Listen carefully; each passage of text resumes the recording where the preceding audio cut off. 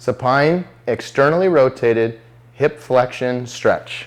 In the supine, externally rotated hip flexion stretch, we're going to create a slight variation from the standard supine hip flexion stretch.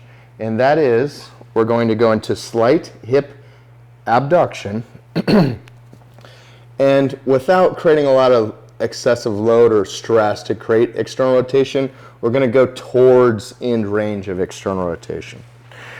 With this contralateral hand, I'm going to place the pressure straight down onto the thigh, or even better, down onto the contralateral ASIS. And this is going to fixate the pelvis to stabilize the pelvis to get a better stretch in primarily the semitendinosus membranosus, or the medial heads of the hamstring. With the pelvis not moving, the muscles that attach to the pelvis and the hip are going to get a better stretch. So applying this stretch to end range, going upwards of around a 6, so anywhere between 4.5 to 6.5 is good, depending on your client's tolerance and adaptation.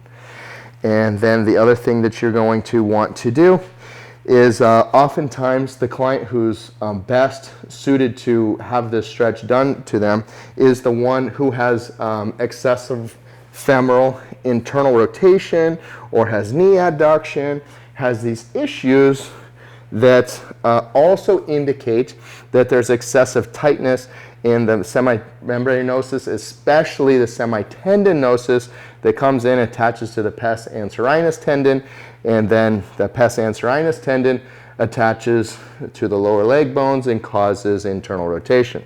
So due to that, you may have to, if you have an assistant with you, they can help stabilize the pelvis while you do some manual techniques working through that semitendinosus and membranosus all the way into towards that pes anserinus tendon. And so what other things you can do there, of course, is contract relax, or the crack method, contract relax antagonistic contraction, and you can even use a percussion gun in that area. Obviously, be careful putting a lot of pressure towards the groin. Most clients are not going to like that.